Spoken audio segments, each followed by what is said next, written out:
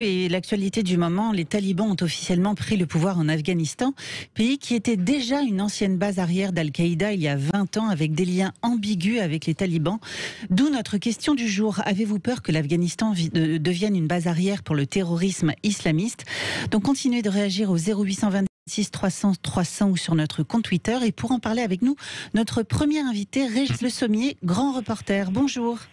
Bonjour. Bienvenue. Bonjour Régis Le Sommier, merci beaucoup d'avoir accepté notre invitation ce matin sur Sud Radio. Vous avez passé 48 heures avec les talibans avant la chute de Kaboul pour réaliser un documentaire qui sera diffusé le 11 septembre prochain sur Canal+. Qu'est-ce que vous pouvez nous dire déjà sur cette nouvelle génération de talibans que vous avez pu rencontrer, Régis Le Sommier? Alors, cette nouvelle génération de talibans, elle est quand même intéressante à plusieurs égards. D'abord, c'est des talibans très connectés. Dire que les médias, le numérique, etc., c'est juste les régions de Kaboul, les villes, etc., c'est faux. Dans les campagnes, les talibans, la plupart ont des portables, des smartphones, etc., et communiquent beaucoup d'ailleurs. J'en ai rencontré, j'étais assez surpris de voir que parmi les jeunes, certains parlaient anglais. Alors, je leur ai demandé où ils avaient appris l'anglais et ils m'ont dit nous, on a été tout simplement à la fac de Kaboul et comme à la fin de nos études, il n'y avait aucun débouché, aucune possibilité de travailler, on est retourné dans nos villages et il faut savoir que les talibans payent leurs combattants et les payent plutôt mieux que l'armée afghane. Donc, il y a une dimension économique, une dimension d'argent qui existe dans toutes les guerres et qu'il faut absolument prendre en compte. Donc, ça veut dire que ces talibans ne sont pas tout à fait comme ceux qui incarnaient l'obscurantisme. Il y a un côté moins rigoriste, c'est ça? On dira ça, voilà. Alors, rigoriste, il y a des petites, quand vous passez 48 heures avec eux, c'est intéressant par exemple de voir qu'au bivouac, vous en surprenez, alors ils le font pas devant tout le monde, vous en surprenez 3 ou 4 en train de fumer des cigarettes qui sont théoriquement proscrites. De la même façon, nous avons assisté à un rassemblement où ils étaient à peu près une centaine avec leur pick-up, les blindés repris récemment et des quantités d'armes repris à l'armée afghane. Et à côté, il y avait un terrain de volley-ball sur lequel des jeunes jouaient plutôt bien d'ailleurs au volley. Théoriquement, le sport est prohibé. Donc là aussi, on se retrouve avec quelques petits écarts avec le dogme officiel. Également sur l'utilisation de la musique, ils ont des chants qui sont théoriquement aussi a cappella, sans instrument, mais ils utilisent des autotunes, des vocodeurs, etc. Exactement comme chez nous. Et on entend des musiques qui ressemblent à des musiques instrumentales. Donc là, on reste dans la théorie sur du chant a cappella sans instrument de musique, mais en réalité, voilà. Donc ça, c'est des petits arrangements, on va dire. Maintenant, il faut quand même ne pas oublier que la doctrine est là. Les chefs sont là pour le rappeler. Elle participe d'un bloc très puissant qui associe totalement la culture avec la religion. Et quand on leur dit mais qu'est-ce que vous avez changé par rapport à avant? Est-ce qu'il y a eu un changement? Ils vous disent non, la charia elle est éternelle et nous allons appliquer la charia. Donc voilà, il y a des ambiguïtés dans cette société et en même temps les talibans sont parfaitement conscients qu'une fois maintenant au pouvoir, ils vont devoir se positionner par rapport au monde. C'était d'une certaine façon facile quand on était dans les campagnes, qu'on cernait les villes et d'apparaître comme une force conquérante comme j'ai pu les voir. Ils m'ont fait penser un petit peu aux Khmers rouges, à une espèce de mélange de pureté et de folie dans leur idéologie. Mais maintenant, ils vont être confrontés aux réalités du pouvoir, à l'administration. Alors là, ils ont donné quelques signes en disant aux fonctionnaires du gouvernement de rester en place, de continuer leur travail. Ils ont, vis-à-vis du monde, dit aux ambassades de ne pas fermer. Ils sont allés voir, par exemple, le consulat iranien à Herat et ils ont été demandés au consul s'ils avaient besoin de quelque chose et ils l'ont encouragé à continuer à faire leurs activités comme avant. Donc là, le problème de l'Afghanistan, c'est ses premiers jours. C'est toujours quand il y a un changement de régime. On ne sait pas vers quoi ça va basculer, quoi, en gros. On ne sait pas, on n'a pas encore la définition. Est-ce que ça va être la ligne incarnée par le Mollah Baradar, qui était le chef des négociateurs à Doha et qui va être probablement le prochain président afghan, qui lui est quelqu'un d'éduqué, qui a fait ses études avec Hamid Karzai, donc il connaît très bien évidemment Zalmay Khalilzad, qui était le négociateur américain, c'est des gens de la même engeance, lui les talibans, ou est-ce qu'au contraire ça va être la ligne incarnée par les militaires, et notamment le réseau Haqqani, qui sont des talibans extrêmement durs, qui fonctionnent de façon clanique, et qui eux ont une vision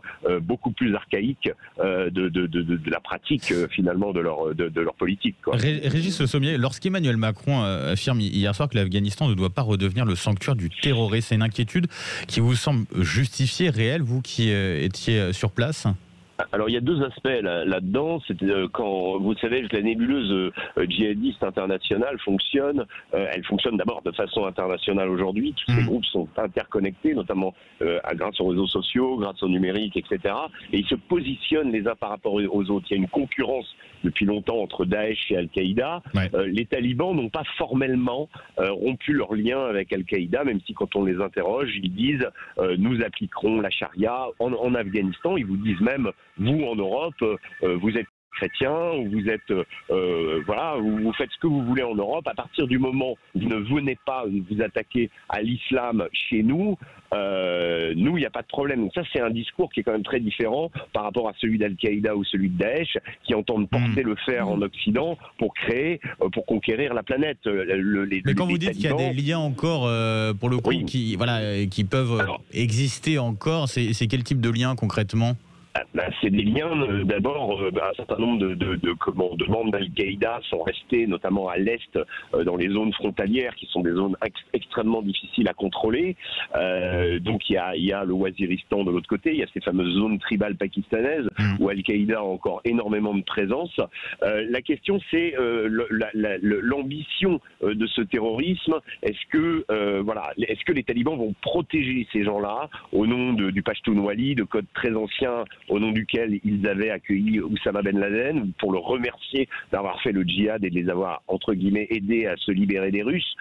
Donc les talibans vont-ils avoir une politique finalement d'accueil de ces groupes, ou au contraire vont-ils tenter de les marginaliser, bien que je vous dise, l'Afghanistan, et on s'en rend pas tellement compte parce que nous on a une vision nationale très encadrée quand on pense aux autres pays. En réalité, l'Afghanistan est un pays qui est, c'était pas un pays, c'est un pays avec divers influences, et qui est un pays qui est très difficile à contrôler. Donc est-ce que les talibans vont être capables de le faire, capables de contrôler ces zones?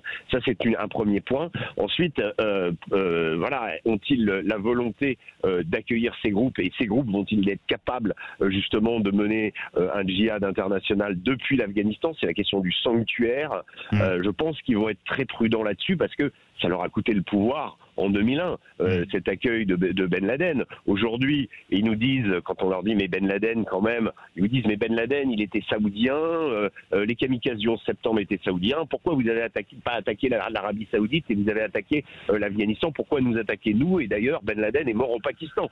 Voilà, donc ils se dédouanent un petit peu de cet accueil qu'ils ont fait, je vous dis, au nom de codes anciens. D'ailleurs, le Pashtunwali est un ensemble de codes de la société Pashtun traditionnelle qui prédate à l'islam. Donc c'est une de leurs particularités. Et Ben Laden a trouvé refuge au nom de ça en Afghanistan. Et voilà. Et donc là aujourd'hui, leur intention est de se maintenir au pouvoir, mais quel type d'État vont-ils présenter au monde? Vont-ils devenir un État paria, fermé, ou au contraire vont-ils développer des relations avec leurs voisins? On a déjà vu que les Chinois sont très en pointe là-dessus, puisqu'ils ont développé, même avant la conquête de Kaboul et de l'ensemble de l'Afghanistan, des relations avec la hiérarchie des talibans. Les Russes aussi les ont rencontrés, les Indiens ont aussi des relations, et les Iraniens, je rappelle que le successeur de Soleimani était, pour les gardiens de la révolution iranienne, celui qui était juste avant le responsable de l'IRGC pour l'Afghanistan. Donc ils ont des relations, et donc les puissances environnantes, y compris la Turquie aujourd'hui, sont en train de se positionner les unes par rapport aux autres pour remplacer le vide créé par le départ des Américains. Et donc les talibans ont entretenu des relations. Alors, est-ce que c'est un bon signe, dans le sens qu'ils vont s'intégrer dans le concert des nations, mais ils savent très bien, par exemple, que s'ils veulent avoir une représentation à l'ONU, il va falloir qu'ils abandonnent leur lien avec Al-Qaïda. Et tout ça n'est pas clair, et tout ça n'a pas été appliquée pour le moment. Pour le moment, on est dans une période très dangereuse aujourd'hui parce que il y a la question des règlements de compte. C'est 20 ans de guerre. Il faut savoir que un certain nombre d'unités d'élite du gouvernement afghan leur ont fait la guerre pendant très longtemps et pas forcément des types très fréquentables. Il y a la question des seigneurs de guerre qui empoisonnent l'Afghanistan depuis longtemps, un peu de la même manière que les héritiers de la guerre civile libanaise empoisonnent la politique libanaise aujourd'hui. C'est un peu la même chose, c'est-à-dire que c'est des gens qui ont des fiefs et qui règnent en maître, prélèvent des taxes, administrent complètement, et le gouvernement a toujours eu très peu à dire là-dessus. Donc la société afghane est très fragmentée. Les talibans sont arrivés avec une promesse d'unité. Est-ce qu'ils vont pouvoir tenir cette promesse d'unité? Est-ce qu'ils vont pouvoir unifier le peuple afghan? Ça, c'est un véritable défi pour eux. Un gros défi, un très gros enjeu en tout cas. Merci beaucoup Régis Le Sommier, grand reporter. Merci d'avoir ouvert notre débat ce matin.